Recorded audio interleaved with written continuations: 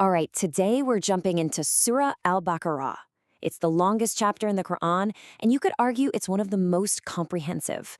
It's even been called the Great Tent of the Quran, because it covers just about everything: belief, history, law, the human condition, the whole shebang.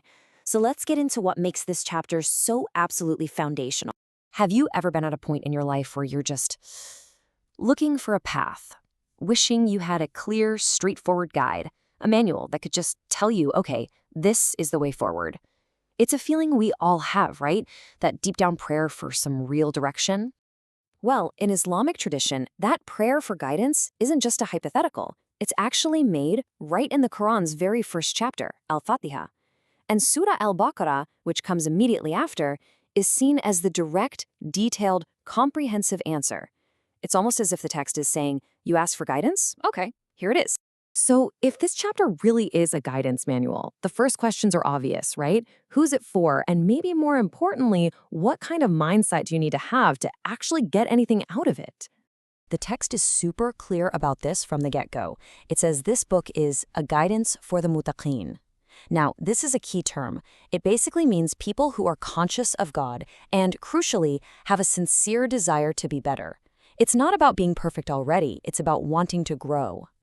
And what's so fascinating is how this ancient concept lines up perfectly with a modern idea you've probably heard of, the growth mindset. To really benefit from this guidance, you have to be willing to learn from your mistakes. You have to believe your choices actually matter. The opposite of that, the fixed mindset, is terrified of failure, resists any kind of change, and is mostly worried about losing status. This manual is for the people who are ready to evolve. So how does this manual actually teach you to have that mindset? Well, it doesn't just hit you with a bunch of abstract rules.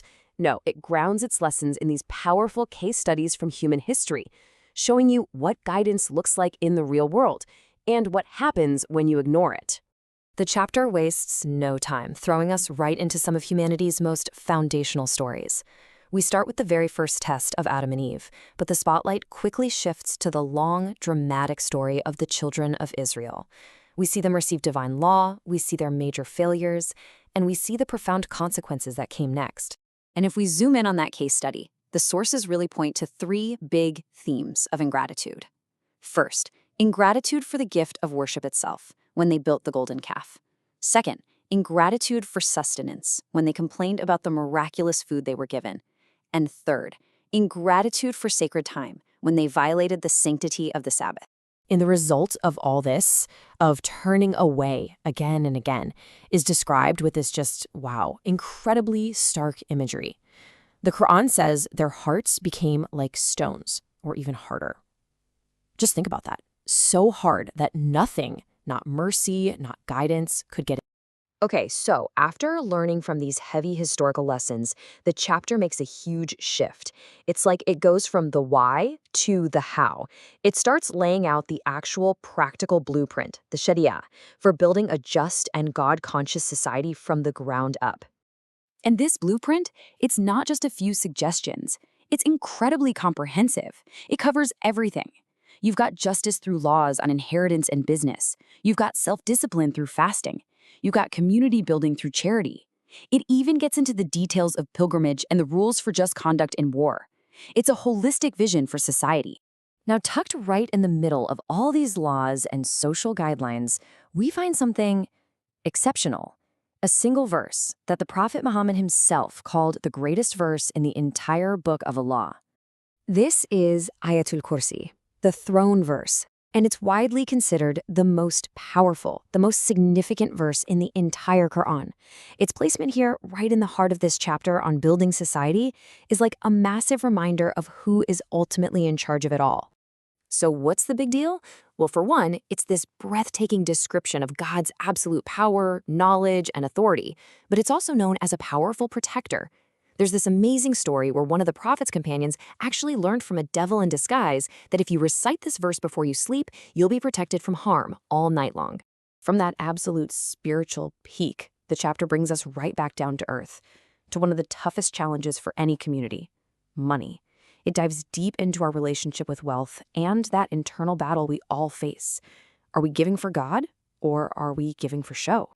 To introduce this, the Quran uses this absolutely beautiful analogy to show what you get back when you give with the right heart. It's not just a one-to-one exchange. No, it's like planting a single seed that multiplies 700 times over. The crucial point here is that God is promising to multiply the reward for sincere giving. It's a total reframing of how generosity works. It doesn't decrease your wealth. It actually blesses it and makes it grow in ways you can't even imagine. And to really drive home how much your intention matters, the Quran gives us these two incredible contrasting images. Sincere charity? That's like a lush garden on high ground, fruitful and protected. But insincere giving, the kind you do for praise, that's like a thin layer of dust on a smooth rock. The first heavy rain comes and poof, it's completely gone. Nothing left. Then, to protect the community's economy from exploitation, the chapter delivers one of the most severe warnings you'll find anywhere in the Quran. It's a flat-out prohibition of usury or interest. And it's not just called a sin. Engaging in it is described as declaring a direct war against God and his messenger. That's how serious economic justice is. So, after laying out this entire blueprint, history, laws, spirituality, economics, the chapter brings us to its incredible conclusion. It doesn't end with more rules, but with a summary of what it means to be a believer, a final covenant with God. These last two verses are so special that the Prophet Muhammad said that just reciting them at night is enough for a person's protection and spiritual needs. They perfectly wrap up the entire journey of faith. You hear the message, you accept it with an open heart, and you commit to living by it.